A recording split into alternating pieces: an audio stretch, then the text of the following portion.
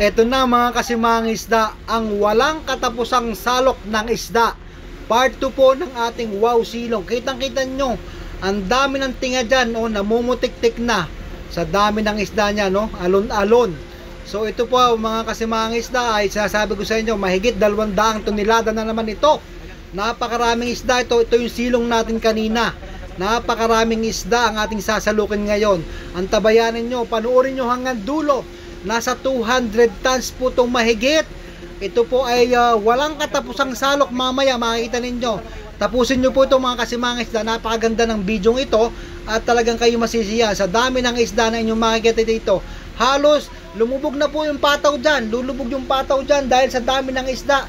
Yan pong pampalutang yan. Hindi yung basta mapapalubog kung konti lang ang isda mga kasimang isda. Ayan, tingnan ninyo. Nakakatuwa naman po talagang panoorin. Yang alon-alon na yan, namumuti na. Tinuog na po lahat ang o-ring dyan. Just like nung nakaraan po, 255 tons tayo.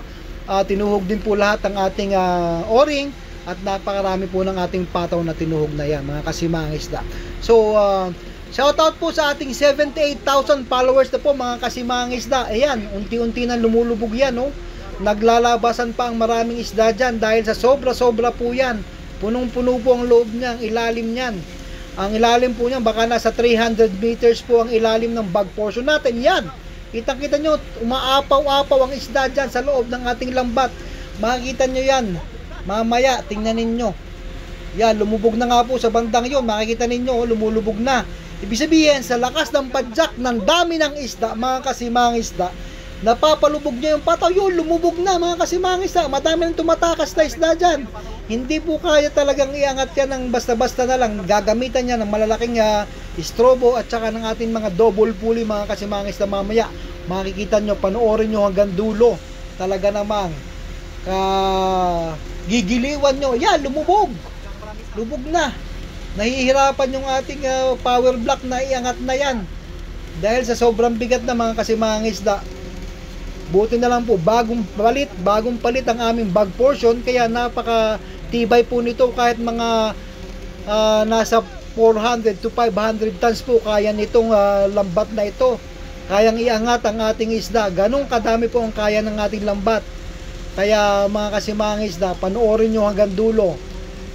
Shoutout po sa ating 78,000 followers na. Tuloy-tuloy lang po mga kasimang isda.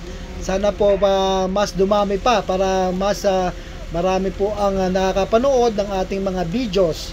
Nasa Pacific Ocean po kami mga kasimang isda. Wala po tayo sa Pilipinas at tayo po ay napaka-high-tech sa pangingisda. Nakabarko po kami. Maraming barko dito, maraming helicopters na nagliliparan. Ang pangingisda po dito ay talagang kailangan mo may helicopters ka dahil wala kang makikita na mga isla-isla dito dahil malayo po talaga. Yan po, man behind the scene, ang ating master, ang ating chief mate at ating second navigator. Yan po mga kasimang isda. Ganyan po ang trabaho ng ating mga kasimang isda dito. Kaya sa bago lang po sa aking page at sa aking YouTube channel, si Mga Isda by Kapdilo lang po, follow lang po kayo. Click lang po sa notification bell sa ating YouTube channel para lagi kayong updated sa aking mga videos. Ayan mga kasimang isda, panoorin nyo lang po. Marami po itong isda. Yan po ang ating mga man behind the scene. Ang ating fishing master, talagang napaka-porsigidi po niyan. Ang ating chief mate na si Calvo at ating si second mate si Diego. Yan po mga kasimang isda, pagka ganyan talagang maingat po talaga tayo dyan dahil napakabigat po talaga ng laman ng ating bag portion. Kaya talagang yan, makikita ninyo dyan na mga nakabang ang mga tao dyan sa instruction ng ating fishing master. Yun nga po, may dalawa na tayo dyang diver na nag-aasikaso sa ating pataw para ito ay masigurado masecure ba, para matibay at garantisado na kayang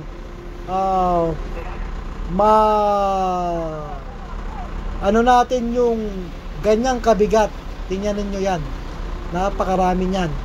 Yan dinodoble-doble na po yan, dinodoble-doble na yung mga kable-kable niyan para siguradong makayanan ng ating lambat.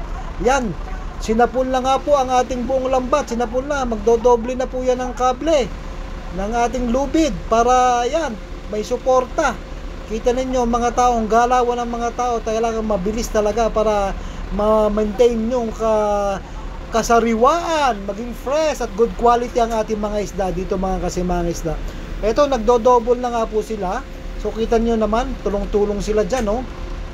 Sinapul na po ang buong lambat dahil talagang hindi na po kaya ng power block, hindi na kaya. Ginamitan na po ng double pulley yan para ma-assist yung power block natin para may angat ang lambat mga kasimang isda. Kita ninyo yan, yung mga movement nila. Talagang mga sanay na sanay po sila sa malakihang hulihan ng isda, volume mga kasimang isda. Eto, binira na po yan, binira na ng malaking pulley para talaga mas malakas, may angat yan. Dahil hindi na nga po kaya ng power block natin mga kasimang isda yan, magpipigil po pa tayo dyan mga kasimang isda. Ibig sabihin, pagka nagpigil po pa tayo mga kasimang isda, hindi kaya ng power block, maiangat yan. So kailangan may humila pa na ibang force, ibang ibang lubid para ito ay maiangat totally mga kasimang isda. Dahil sa napakabigat nga po niyan. So, ayan nga po, talagang sikap na sikap tayo mga kasimang isda. Sikap na sikap talaga na makuha yan. Tingnan nyo yan. Iyaano na yung double pulley na yan. Magdodoble na kayo ng choker mga kasimang isda para talagang mahuli yan. At talagang maiakyat, mailagay natin sa bodega. Ayan mga kasimang isda. Pinutol ko na, sobrang haba ng ating video. Ngayon ay nagsasalok na tayo. Walang katapusang salok ito mga kasimang isda. Sa dami nito. Kaya panoorin nyo hanggang dulo. Talagang kayo masisiyahan dito. Gaanong karami ito. Imagine niyo ilang probinsya, ilang city, ilang barangay ang mapapakain ng mga isdang ito kung ito ay ibebenta dyan sa market. Pero ito mga kasimang isda ay dinadala sa worldwide po ang delivery nito.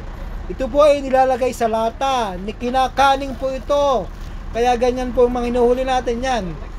Puro tuna, yellowfin, tsaka gulyasan. Yan po yung kinakain nating mga dilata na tuna. Kita ninyo, aawak-awak na. Sobra-sobra mga laman. 4 to 5 tons po. Sa bago lang po sa aking Facebook page tsaka YouTube channel. 4 to 5 tons. 4 hanggang 5 tonelada ang laman ng isang salok na yan. Pagka yan po ay puno mga kasimang isda. Ayan, namumulot ng ating kusinero ng pangulam natin mga kasimang isda. Sobrang dami niyan. Ayan, tuloy-tuloy lang ang salok. Ang dami niyan. Ayan. Siyempre, para din po sa pangulam namin, kumukuha din ng fresh na fresh. Panoorin nyo po hanggang dulo. Inabot na po kami ng ulan dyan mga kasimang isda. Inabot na kami ng malakas ng ulan sa pagsasalok. Hindi po matapos-tapos sa dami po ng isda na sasalukin na yan. Kaya antabayan nyo po hanggang sa matapos ito mga kasimang isda. Ang dami-dami po nito. Ayan, tuloy-tuloy lang tayo pagsasalok. Talaga namang inabot na ng ulan. Blessed na blessed po ang bawat isa sa atin. Maraming salamat po sa panonood. Thank you po, thank you. Dumako naman po tayo mga kasimang isda sa conveyor. So ito naman po, tita naman doon sa conveyor nyo makikita naman ang mga rumaragasang isda. Tingnan nyo naman yan. Talagang press na press pa po sa dami ng sinalok. Walang katapusan salok mga kasimang isda. Eto, nasa conveyor tayo ngayon. Silipin natin ang kalagayan dito. Sa labas po kasi umuulan na, kaya ako ay pumasok na din sa conveyor. Nang sa ganon ay hindi naman tayo magkasakit mga kasimang isda. Excited tayo dahil puno na tayo mga kasimang isda. Puno na ang barko. So almost 900 tons po ang capacity namin. So ayan po, 11 days lang po kami dito sa laot na bless po kami ni Lord. Thank you Lord for all the blessings. Tuloy-tuloy po ang pagsasok nila sa taas. Kami naman po ay nandito sa conveyor para makita nyo rin kung gaano ang pagbulusok ng ating mga isda sa ating mga bodega. Ayan, mga kasimang isda. Thank you po.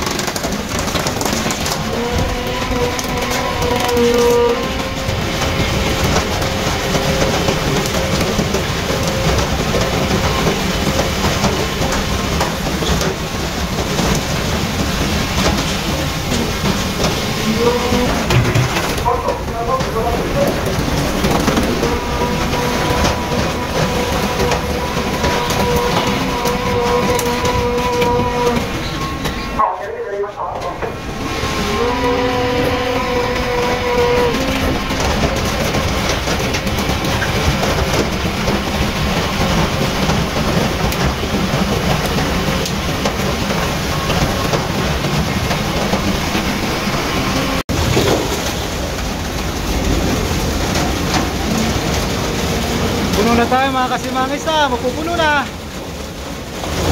Ayan.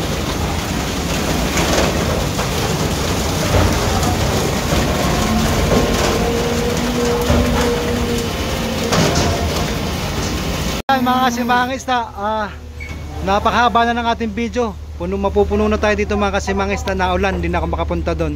Galing tayo sa conveyor, lumabo na. Ano ba yan? Ayan. Palalong po si Mangis na by Kapnilo. Thank you po sa panonood. Ganun din po sa aking YouTube channel. Maraming salamat. Thank you Lord for the blessing. Ito po yung Wow Silong. Wow Silong po ito mga kasimangis. Thank you.